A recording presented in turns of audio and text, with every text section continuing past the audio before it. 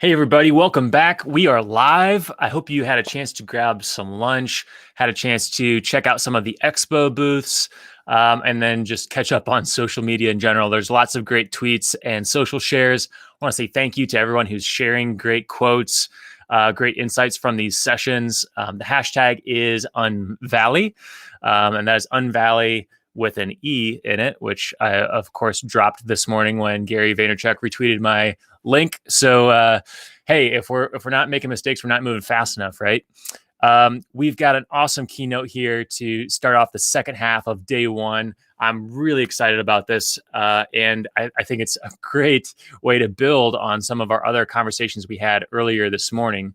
The person I'm bringing to the stage here is someone I've known for several years.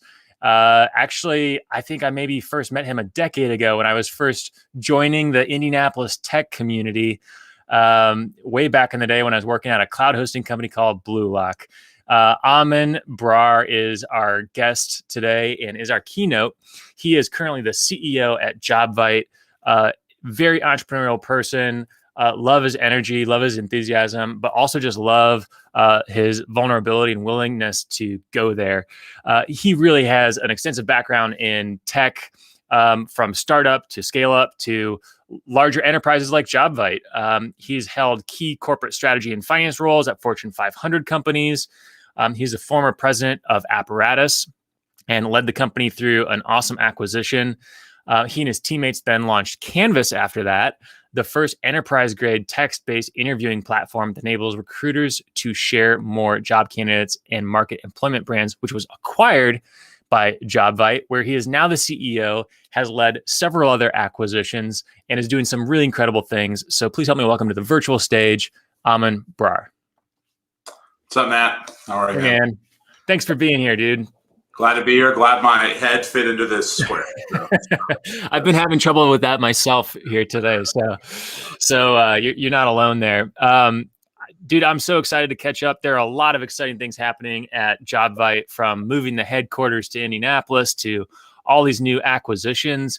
But I figured we could maybe start out kind of at the beginning of the story for JobVite and how you entered into that organization with Canvas, because Canvas was acquired in sort of a wave of acquisitions for JobVite. What was that like culturally to have all of these different organizations merge into one broader culture at JobVite? Yeah, it was a pretty amazing experience. Canvas was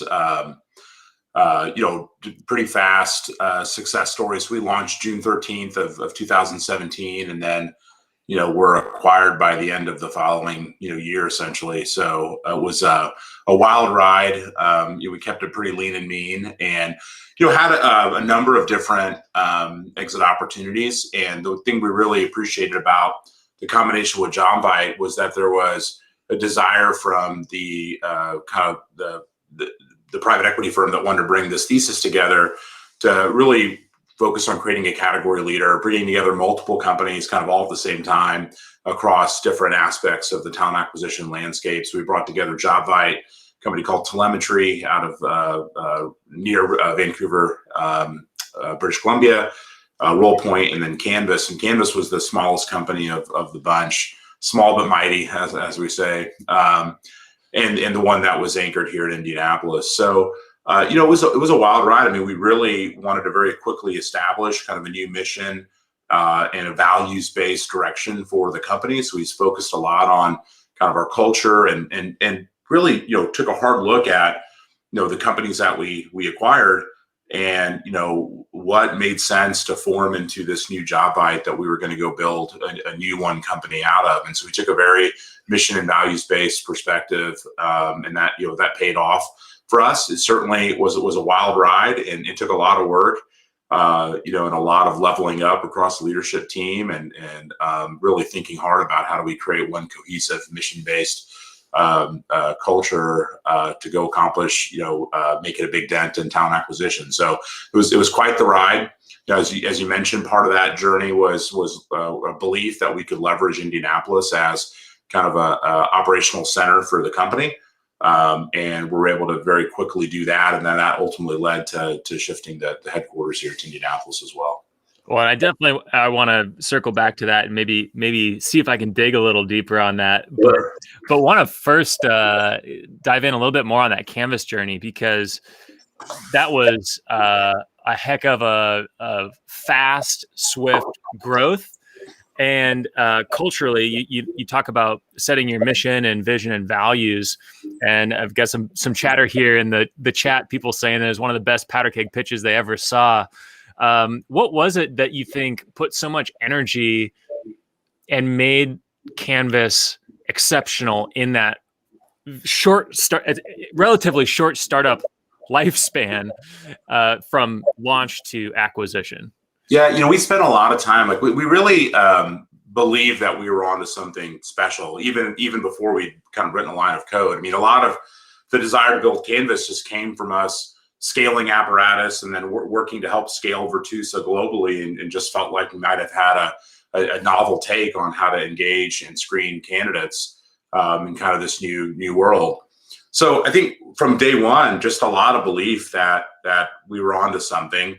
And then, the fact that it was a weird idea back in late 2016, early 17, really pushed us to believe in it even more, right? It was divisive back then. It feels commonplace now, but it was a divisive kind of concept. And I think why it became special was because it was divisive a little bit back then. So what happened was we really kind of hit pay dirt with earned media. So it just kind of became a lifestyle story and an employment-based story and a generational story in so many media outlets, and honestly just never stopped. It was like kind of from the time that we had launched, it felt like just every few days there was another story. And so really, it's very hard to replicate. We got very fortunate and very lucky there, but earned media really brought just a tremendous amount of inbound interest. And then, there are kind of these six of us, right? So myself and Kelly Lavin and Jared Adams and Amber Ferrari, John Coulter, and Zach Linder, that just really believed in what we were doing. And we thought about it. We knew it was going to be big.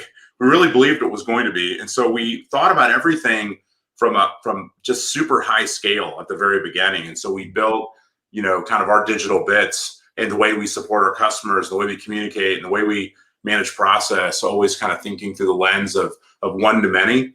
And one of the things I was really proud of about that team, it was really this team, and they're all, those folks I just named are all still with JobVite today, but it was a team that acted, kind of had the impact of a battalion, and it was the size of a basketball team. And people always felt like we were much bigger than we actually were. And I think we really were able to leverage scale and technology to help us be in a lot of different places at the same time. So real, hard to replicate, but earned media was certainly a big part of our success. And I think just belief that there was a way to do things differently. So I oftentimes joke, if we would have taken a less conservative route and not called it text-based interviewing, let's just say text-based recruiting, I actually think we would not have received as much tension that we did, but we were willing to push ourselves and be edgier. And then that created this kind of flywheel of self-selection. So people who wanted to think about recruiting differently were kind of being self-selected into our funnel. So I love that story. And I think it just says a lot about focus. And if you have a mission and if you have a vision that's unfocused and is a lot of different things, it takes a lot more energy to achieve all of those things when you can use that same energy to go towards one thing and then just dominate, which you clearly did with Canvas. And we had so many things on the board. We wanted to, we were thinking really broadly about how this shift in UX, right, being more chat-based could really impact HR more broadly. And in fact, another speaker that folks heard from today, Scott Jones, had certainly my fascination with SMS, right, harkens back to the Cha-Cha days. But secondly, Scott's one of those folks that really pushed me on just how narrow could you make this, right? How sharp could you make the wedge into the marketplace? And so I'm excited that folks will have a chance to hear from Scott as well. Yeah, me too. I can't think of a better peanut butter and jelly mashup between talking with you as a keynote and transitioning into his keynote right after this. That with the Canvas acquisition, someone was just pointing out in the chat here that all three HR tech companies that pitched that night at Powder Keg have been acquired now. Yeah. And so it really says something about the magnetism of Indianapolis, obviously within HR tech, but just Indianapolis as a tech hub, definitely a non-traditional tech hub.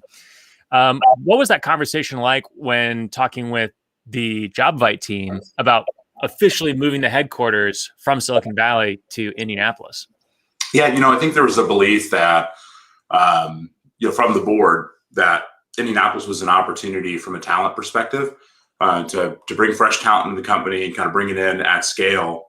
And I think that we largely proved that to be true very quickly.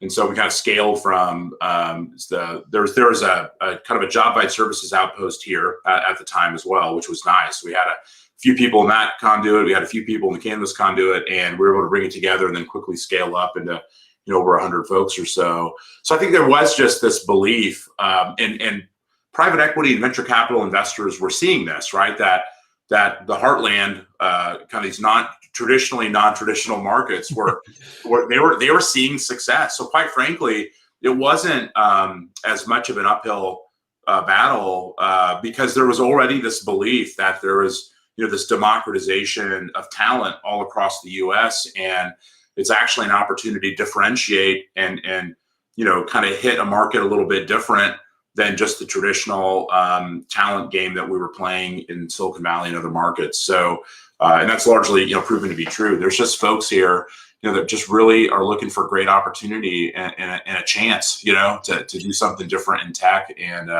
it's been fun for us to experience that, and certainly so many other companies in Indianapolis. I really liked, I mentioned earlier, just made some more acquisitions with JobVite. And you had an interesting take. I like your take on how to talk to employees or how employees should think about the opportunity when their company gets acquired by another larger company. What's your kind of take on how people should approach that when they're part of a company like a Canvas and they get acquired by another organization? Yeah, I think the pressure, and the right pressure on a leadership team is that it's really a new company, right? And when a smaller company gets acquired by a larger one, or you're bringing companies together, the reality is, if we really think about it through the employee's eyes, things are changing, right? The proverbial cheese has moved, and people naturally kind of start poking their head out and seeing what does the world have to offer. So I think when done right, the resident company, right? So the company that they're at has to kind of treat and approach each employee, understanding that it's a time for change. It's a time of chaos. It's a time of opportunity. And you really have to quickly make the new mission and vision of the company clear to everybody. Really start grounding it in your values and your culture, and honestly, just kind of like reselling to every single person, why they should continue to choose to be a part of this journey versus an alternative one when things will be changing in both directions, right? So I think you just have to really take that seriously. I think if you downplay the kind of notion of change, and you don't quite understand that for each employee, it's an opportunity for that employee to also decide if they want to kind of re-up in this opportunity or not, that you're probably deceiving yourself as a leader if you're not thinking about it through that competitive lens. What was it like merging those 4 different cultures during that, acquisition that Canvas was a part of? And I don't think you knew at that time you were going to be the CEO of JobVite eventually, but I'm curious how that went with your Canvas team, but then also as you kind of took the reins of the CEO role, what did you need to do to keep the company moving forward and staying on the same page culturally? Yeah, look, it was really hard, right? It was really hard for all the employees, first and foremost. It was definitely a forcing function for my own leadership capability, right? So you're, part of my, when I was kind of making the decision to take on the opportunity, some of it was just the uniqueness of the challenge. It's like, how often do you get asked to integrate 4 companies at exactly the same time? And I just felt like it was going to be a learning opportunity for me that would be hard to replicate. Certainly a great opportunity for, kind of saw the opportunity for Indianapolis and all of this. So that made it really exciting. I think for the Canvas employees, I think it was exciting. It was bittersweet. I mean, it's hard. It's hard to sell a company when you're on fire in a good way, right? So we had a lot of momentum. So it was in some ways a grueling decision, and it's like a big change, right, for everyone. So we just approached it with honesty. I think there are some of us that have gone through an acquisition just a few months earlier with apparatus, so we kind of really had a good feel. And then there were some new folks on the team where we just treated it with transparency, like, hey, this is going to be different, and you learned a lot of things while you're here in this kind of 5, 6, 7, 8 person company, and there's a whole different set of learnings. Now you may decide you like one more than the other, but the learning journey is worth it, right? So and I think that's largely kind of how I viewed it, as, hey, this is just a great opportunity, for all of us to learn and to experience something different.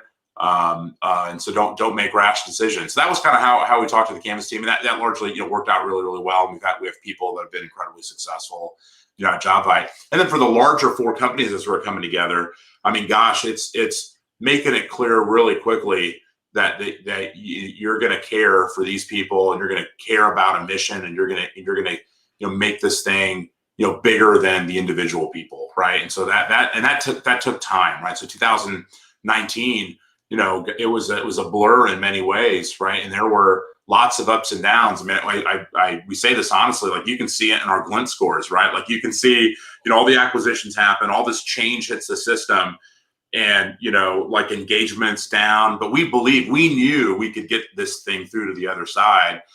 So the thing I'm most proud of during my tenure with JobVite is that we were there to trough it. Like, we bottomed the engagement out when this Yahoo named Amin shows up to be the new CEO, and just really believe that if we did things the right way, we were going to see improvement there. And we've certainly scored above index with our tech competitor peers for many, many quarters now. And so it's been awesome. The sales line's fun, the growth lines are fun, but watching your measurable engagement improve with your employees is a very, very satisfying feeling.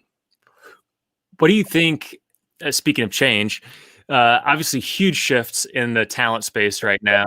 What do you think are some of the more interesting trends right now in HR, and specifically HR tech? So all of my fingers and toes are crossed that we are, kind of quote unquote, finally going to take diversity, equity, and inclusion seriously as companies. And I think, what I would argue is it's been on the radar of HR leaders for many, many years. And I think the business is finally catching up. And I think the big change to thinking here is that, look, it's not simple. You can't like put in a button and magically you're going to be a diverse, equitable, and inclusive company. So I'm excited by the work that certainly we're doing at JobVite, but the real work we're seeing across our customers, both large and small. I mean, there's just interest from SMBs all the way to the biggest companies on thinking about, are we really, really working on this in an actionable way, and really doing things differently? Because if we keep doing everything the same, but we just added some software to it, you're not on your way to be a better performing company in this regard. So I think that's the thing, that I'm most profoundly excited about, is I do think we're taking it seriously. Like, do I think we're going to see short-term results in the next 1 to 3 months? No. But I do think that boards are holding their leadership accountable. Leadership teams are holding their managers accountable more so than ever. And I think that corporate governance and boards have really woken up to this in a whole new way. And I believe that will set in motion the kind of multi-year, perhaps multi-decade types of work that needs to happen. So not to belabor that point, but it's probably the thing I'm most excited about. I am too, and I sure hope so. We certainly have some good sessions on it in Powder Keg Unvalley. And to your point, it's going to take a lot more than more panels and more some software tools. It's going to take a whole mindset shift. And it does seem like we're in that time where it's going to finally, hopefully, fingers and toes crossed, lock in for the long term. Yeah, 100%. Any other trends like that in the HR tech space that you're particularly excited about? I do think that it's just going to continue to be data-driven decision making, and I think there's some watch outs there, right? We got to be careful about bias and algorithms, but I think at the end of the day, the emphasis away from I really enjoyed my chat with Matt today. That being the decision maker, I think the shift away from that's going to largely be a really good thing. So no system is going to be perfect, right? Yep. But I think on the net benefit of moving away from the things that create bias. So we know one-on-one interviews have more bias than panel interviews. People actually act in a less biased way when they're interviewing as a panel. So there's all these things that are right in front of us that we really got to think deeply about. So I think that data-driven kind of trends are going to make a difference. I mean, the reality is we're in an incredibly tight labor market, so you're going to continue to see, recruiting teams, talent acquisition teams, leveraging a lot of the kind of marketing playbook, right? It is about differentiation and kind of creating a funnel like never before, and it's really hard across everything from the services to engineering. There's no real easy place right now to be a successful recruiter. So there's a lot of work to be done. So I think you're going to continue to see a lot of trends that came from marketing tech being introduced and the kind of recruiting tech, HR tech space, and that trend will continue. Yeah, I couldn't agree more. Well, and speaking of trends, obviously this conference is all about the Unvalley, and JobVite just made an awesome acquisition of Jazz HR based in Pittsburgh. How do you see JobVite continuing to scale, or let's zoom out even one level more? How do you see the Unvalley continue to evolve? What kinds of shifts are you excited about right now in what you're seeing in the Unvalley?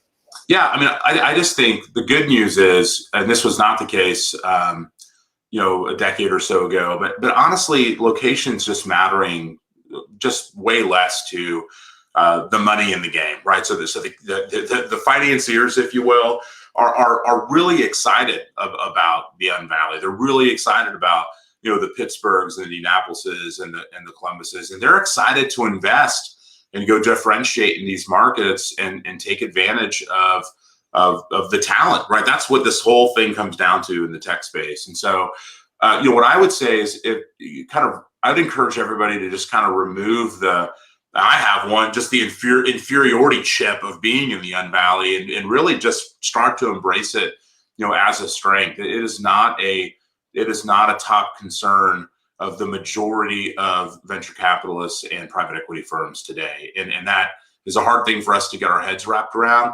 But if you introduce that as an obstacle, I actually think it's a self-imposed lid. I think, go do something great. And there's never been a time like today to kind of get that thing funded, right? And takes a lot of initiative, but I think that's what I encourage everybody to believe is that, really awesome things can kind of happen anywhere now. They're going to continue to happen. And I think it's really about the Unvalley being so hot that how do these different pockets start? They're like competing with each other now, right? Because there's so much capital and interest in a lot of ththese markets. It's a good problem to have. Yeah. We're really excited about the combination with Jazz and Next Thing RPO. It's I think it's the 7th and 8th acquisition during my JobVite watch, so it's been a wild ride. But I think you should just view it as the evidence of how excited I and the board are for the opportunity and recruitment and talent acquisition. It's going to continue to be a place with a lot of investment for coming months and years. Well, you mentioned the shift of focus on the Unvalley and talent in the Unvalley versus the Valley. Whether someone's in the Valley or they're in the Unvalley and they're just looking to plug into a tech company, what is some of your most often given advice to people looking to plug into a great role in tech? Yeah, so I think plugging in is, I think you gotta just get to work, right? Don't wait for the perfect opportunity. I'd say get to work. It doesn't matter if you're, I see incredible people make the transition from different career types, right? Whether you're working retail at the Apple store or you're working for Cintas, selling, uniforms, like those are all phenomenal entry points. There's so much demand that if you can, prove that you're skilled in something, you can find, a way in. And again, don't focus on perfect, just get on base. And I think what we'll find is that, tech companies, they're so dynamic, needs change so quickly just get in the door in some chair, right, and do a great job. And the reality is there's likely going to be, more opportunity there. So that's certainly the kind of candidate side advice. I think the company side advice, I think for the Unvalley to work, I think the whole secret to being successful in these markets is having a belief that there are untapped, less experienced people that are ready to rise to the occasion, right? So if you're looking at it the traditional way, which is like, I got to find a VP with 20 years of experience, and I don't know if we differentiate that well, but if you're willing to say there's just an incredible talent that is just really excited about getting a shot to do something great, I think that we have so much supply in the Unvalley of those types of people that you kind of have to flip the way you're thinking about recruiting, upside down a little bit. I think it's got to be about giving, less experienced, talent a shot at rising to the occasion. And if you can take that mindset, I think folks will be incredibly pleased with what the Unvalley has to offer. I totally agree. Well, and you're going through your own transition right now. I know I'm really excited for you, Amin, because I'm very hopeful you'll actually get to take a vacation here as you step out of your role at JobVite. What's next for you? What are you excited about? Yeah, I think I've promised a sabbatical to my wife 3 or 4 times now, and so I'm really excited. So my goal is to spend as much time as I can, this summer catching up with my son over some video games, taking a lot of long walks and hikes with my wife, and then maybe we do some of those things together. But I'm really excited to kind of relax my mind, and then kind of later in the year I'll get into what I talked to you about this a couple weeks ago, Matt. Like I really love the kind of research mode. So kind of Canvas, came out of research mode. Our pivot of apparatus from a traditional services company to a cloud-based MSP kind of came out of research mode. So I really like stepping back and just taking like a macro look at the world and really putting a lot of time into like what questions and problems feel worth solving, and then what questions and problems might me and a team I could put together go have an incredible impact in, right? And so that's a really fun, exciting thing that I always look forward to doing, every now and then. And what's been wild about my JobVite journey is, I think I told you this at our coffee, Matt. Like I've been CEO of JobVite longer than Canvas was on the market as an independent company, right? And so, I just hope I'm able to make an impact and find some fun problems to solve with some great people again. And I'm a pretty happy camper. I don't have many needs, beyond that. So. Well, I'm sure you will. I'm excited to see what's next for you. I am so glad you landed in Indiana, and we got a chance to cross paths so early on in my career. It's definitely had a big influence. So I just want to say thank you for that, and thanks for making a bet on Indiana. Oh yeah, for sure. It's been. I say this often, and I say it proudly. I left Indiana for a reason. Many years ago, and got out to Silicon Valley, and most importantly, I stay here.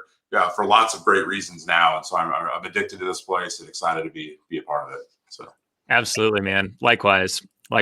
Well, we're going to bring up Scott Jones here right after you, but first, want to just say thanks again one more time. And there's lots of great chatter in there, lots of love for you, Amin.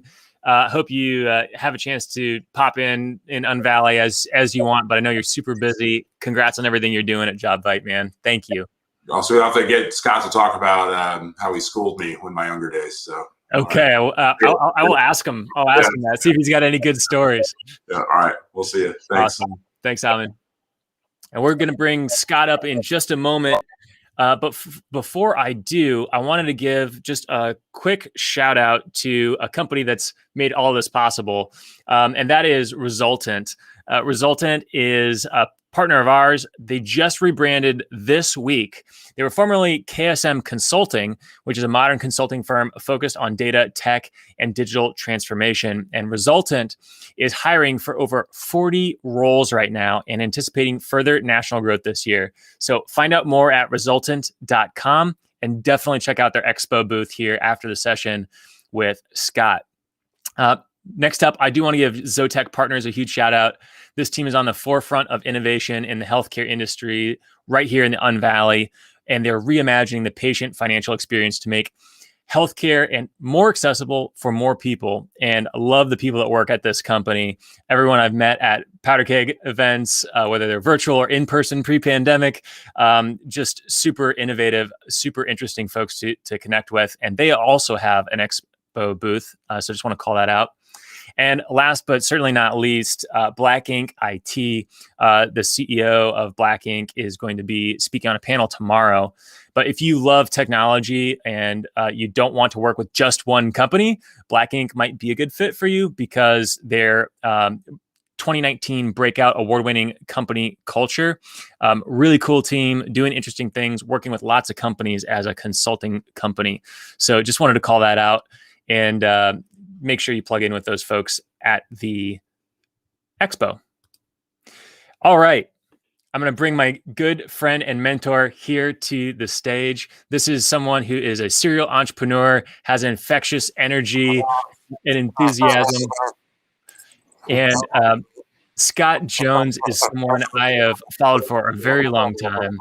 And I actually had a chance to work with him previously at a startup called Social Reactor, which was a spinoff from Cha-Cha.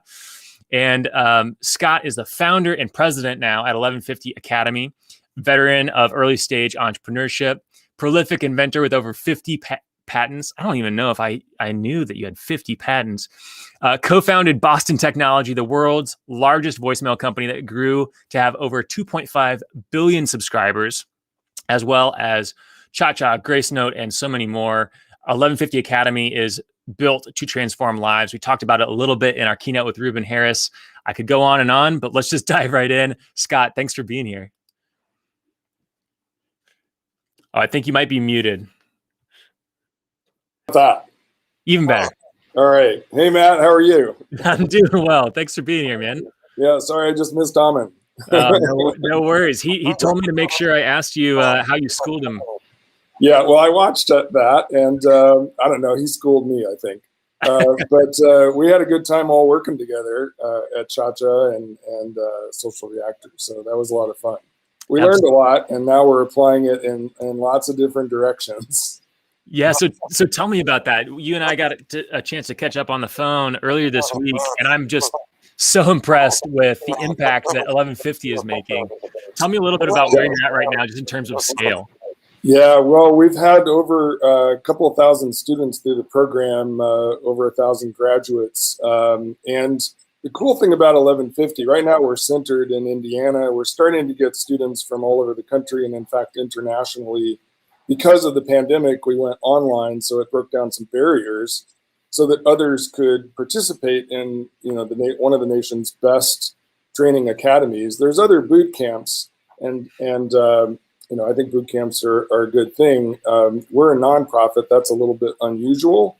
And our funding mechanisms allow students to have outcomes that are similar to a 4-year college degree, but to do it 16 times faster in 90 days. So think, many of you might know about the Mormons foreign language program, which, the military's tried to copy. It's one of the best, if not the best, language learning program in the world. And they do it really fast. And that's what we do at 1150 is we're teaching, front end, JavaScript, full stack, .NET, cybersecurity, UX, UI. We're getting into data science and cloud computing with both Azure and AWS, entrepreneurship, Agile, Scrum, project management. So machine learning, AI, Python, Java. So we're covering all the bases, or at least trying to cover a lot of bases of tech jobs that are required here in the Unvalley, right? And the cool thing about 1150 is, unlike schools like, say, Rose-Hulman, Notre Dame, even IU, Purdue, that are graduating these engineers and computer scientists who still think they have to go to the coasts to be employed properly. Now, the pandemic changed a little bit of that, but there's still that. I have 3 sons in their 20s, and there's still, I see a lot of their friends. We always had 25 of their friends over at our house. So, I hear from them, and I know that there's sort of this bias, I haven't made it unless I leave. right? But that's not true for, an 1150 Academy where, we have broadened our boundaries outside of central Indiana to be all of Indiana. And now we're starting to be noticed nationally, even if you have to pay full boat, which is, a fraction of what a 4-year degree costs, like literally 1/100th of what a 4-year degree costs when you count that you're going 4 years faster. So that's $250,000 right there of lost opportunity costs. And you can get the same outcomes. We're graduating people out of a 90-day program, just like the Mormons do with their language, right? They deploy people into other countries and they are becoming fluent faster than people who are in graduate school for studying Chinese or Russian or French or whatever. So, the model works, right? Full immersion, accelerated, get people up to a level, right? When the Mormons train their language students, they're not, fully fluent and proficient, but they've got enough that they can go into a country and be effective. And by the end of their 2-year mission, now they're fluent. I know because my partner in voicemail did it in Japan. And it's the reason we got NTT. Right? We got the baby bells, but we also got NTT. Yeah. And, and I was learning Chinese on the side, so we got Hong Kong and some of China. So, anyway, my point is, as a proxy, we can look at the last 50, 70 years of language learning and apply the methodologies, the pedagogy of learning tech skills. You can do it quickly. And you can save, not that I'm saying don't do a 4-year degree. In fact, half of the people that go through the academy have 4-year college degrees. Of the other half of those have some college. So, and in fact, my 3 boys did their college. 2 of them did 4-year college degrees. And one of them studied opera and physics and now works at Google from the Midwest, by the way, from the Unvalley, which is great that Sundar said, Google employees can work remotely, right? And he's got a Midwest-sized house, for a fraction of what it costs in Northern California. So, and he's working at Google, pulling down, a big 6-digit compensation. So not just 100, but a few hundred. So, and that didn't come from his opera degree. And it didn't come from his physics degree. He'd be working at Starbucks right now, maybe.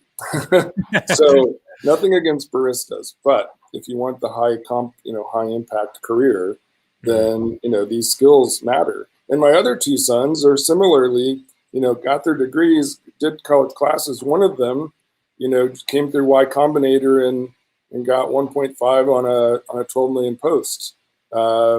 Right? And he's from the Midwest. He went to IU for a year and went to an Ivy League school for a year, Brown, and did 1150. And where did he learn his best coding skill? I would argue it was from 1150. went to Northern California, slept in his car, and so he didn't pay rent, and he put $100,000 in his pocket to start his startup, which is it's called Nomad Rides. He's opening up services in central Indiana right now, but he's already been down in Bloomington, and Illinois, and Florida. Did some work in Austin. So he's going around the Midwest, specifically to college towns. But the point is, where did he get his skills really fast? And it wasn't just from 1150, but that's what got him. That got him over the hump to then catapult into getting the experience that lets him, Y Combinator is harder to get into than Harvard, right? Yeah. Get on that stage, for 2 minutes after 6 weeks of the world's best accelerator, biggest accelerator, 100 billion market cap at least for, their member companies. And, he did it. But why? Because part of the time he's driving like an Uber Lyft driver, and part of the time he's coding in his car, right? That's his startup. Right? I love that. Yeah. I love these examples because I think it kind of unlocks creativity a little bit for people to think about how they can accelerate their career. And speed has definitely been a theme in Unvalley this already today, but then so has connectivity. Can you talk a little bit about connectivity and how important it is to be connected and make connections? Well, 20 years ago, Matt, I think you know this, although you might not have been there to hear it at the time.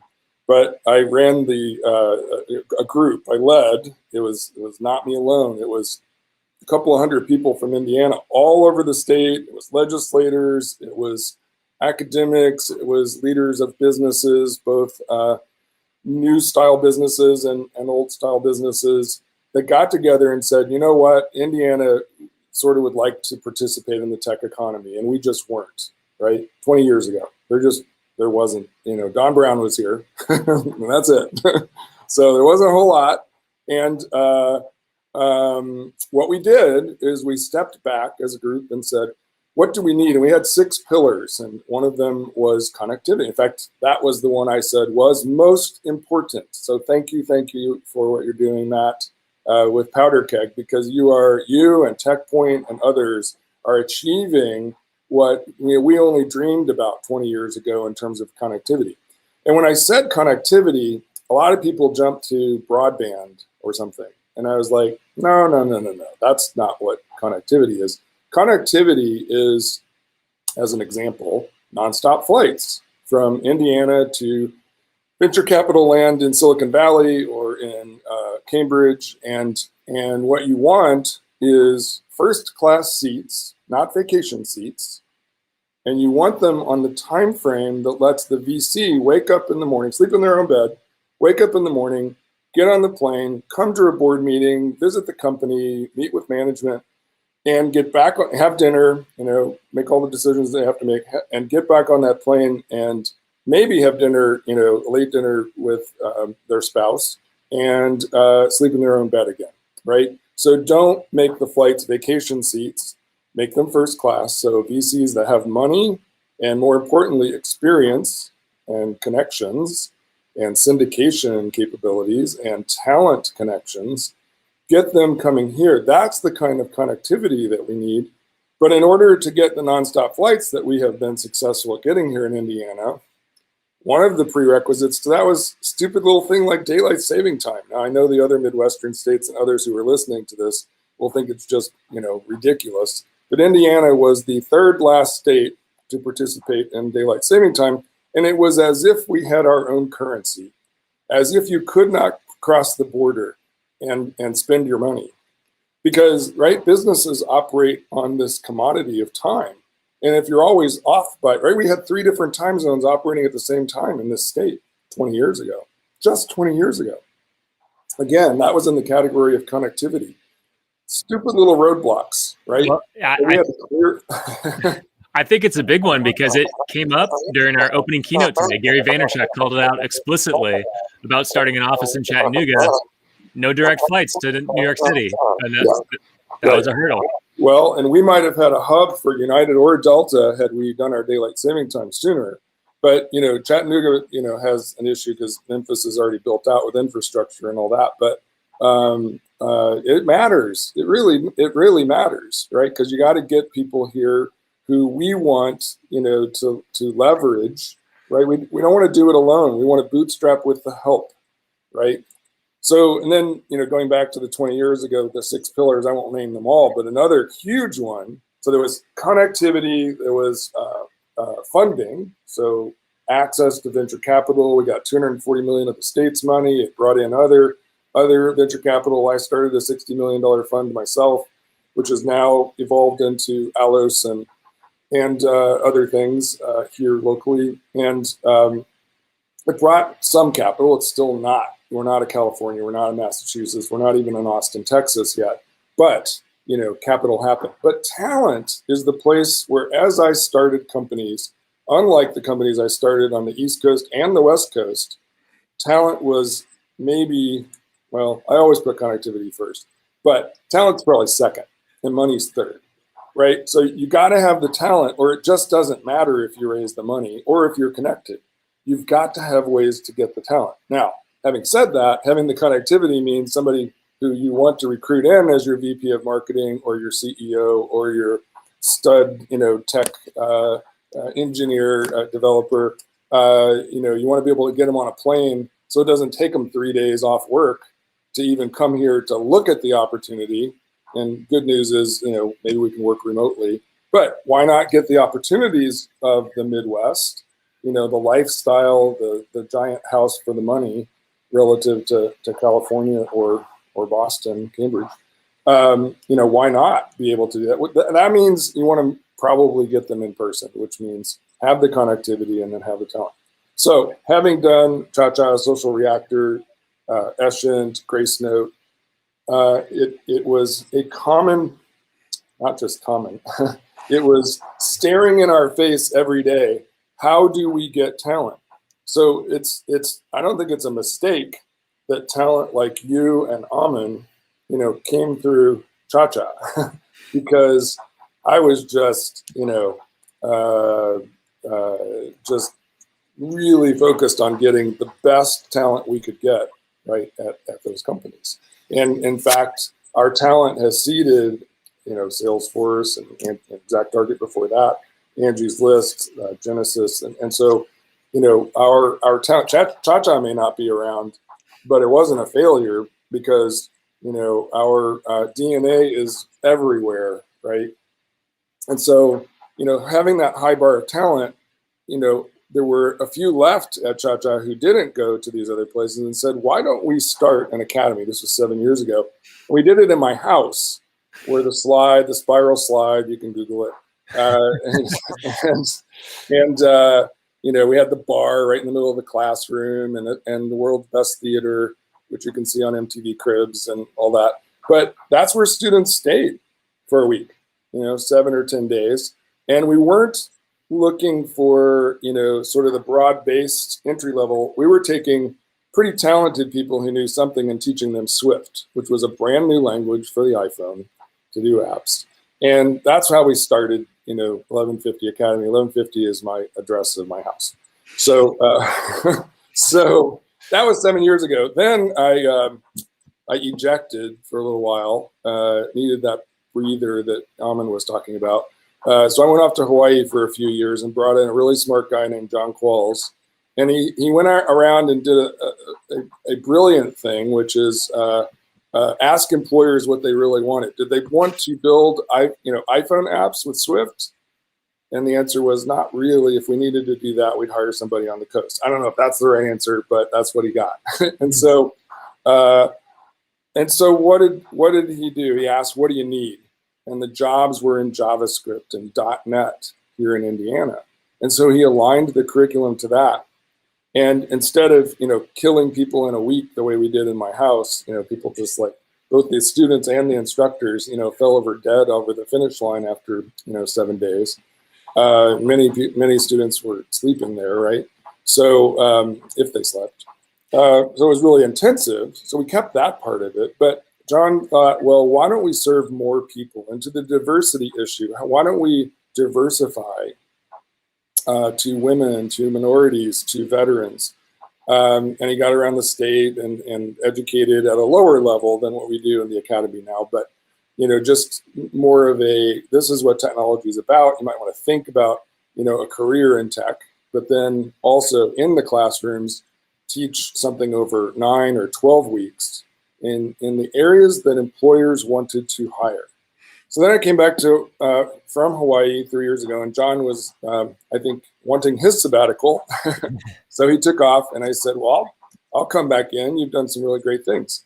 And so we started scaling off of those basics that he built. And I like to say that he really built a system that was serving, and we've improved on it even still, of serving the middle 80. So think about the pyramid. We don't need the valedictorians. They're going to do fine at their Ivy League schools or whatever. And we probably aren't very good at serving the bottom 10%, but let's go after the middle 80% in the Midwest, in the Unvalley. And let's bring them up to be entry level so that when they launch into their jobs and get their 6 months to 18 months of experience, they're at 6 digits. There's no way these people, if they are earnest about doing this, that they aren't making $1 million in their first decade in the Midwest. That is nearly a guarantee for someone who's passionate about it, right, and has aptitude that's aligned with it. But you don't have to be the valedictorian. Right. You can be the bartender, the line cook, general managers of restaurants really don't like me to come to their places because I am recruiting all the time. And we have had so many people, come through who are coming from all walks of life to do this work. And we now have 35% women, 25% minorities. On some cohorts, it's 29% minorities. In the most vulnerable populations, in food deserts of our city, in high crime zones. We're up in Gary now. We're around the state, in rural zones. And so, the pandemic's helped with that because we can go remote, which, when I was in Hawaii, I think everybody thought you can never do part-time and you can never do remote. We've since proved you can do both. So we're really happy about that and serving more people. So that's how we've gotten thousands of people to go through the program. What's it like coming out the other side of the program? How are those people getting jobs, and what sets apart the ones that get jobs quickly and the best jobs? So we have an incredible career services group. So, on a lot of college campuses, at least at IU, I don't know if you remember, but, there's some house on the side of campus that does, at least when I was there, career services, and I never met them. I don't know what they do, but, and I'm not trying to diss, colleges, but, what we do is we bring employers into the classroom from the beginning. And, on Friday afternoons, it's the employers lecturing, and the employers are participating in creating the curriculum so that they can define the skills that they want for the people they would hire. And we do that from the get-go. We're not accredited. And to some extent, accreditation gets in the way because it's such a process to get all this stuff approved. But, employers are changing. You think about, the companies we've heard about today, and, you got to adapt fast. Technology moves fast, much, 10x faster than college curriculum does. And so we're trying to teach what's actually going to be in the job where you're going to go. And we bring those employers in the classroom.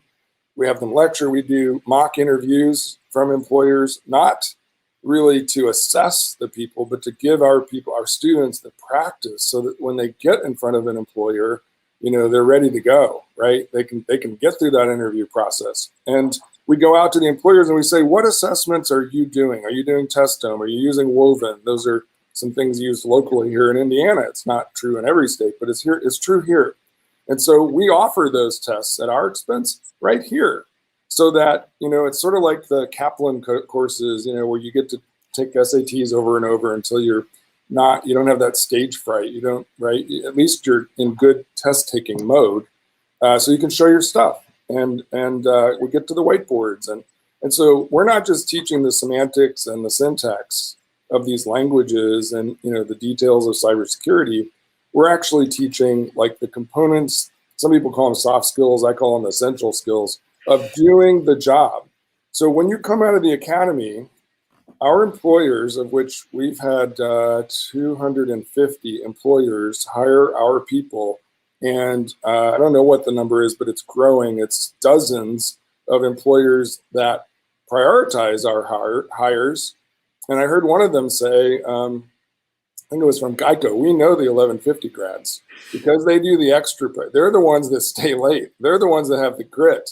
They may not come in with, all the academic knowledge and everything that you might get from a 4-year degree, but they know how to get the job done, and they stay to do it and do whatever it takes.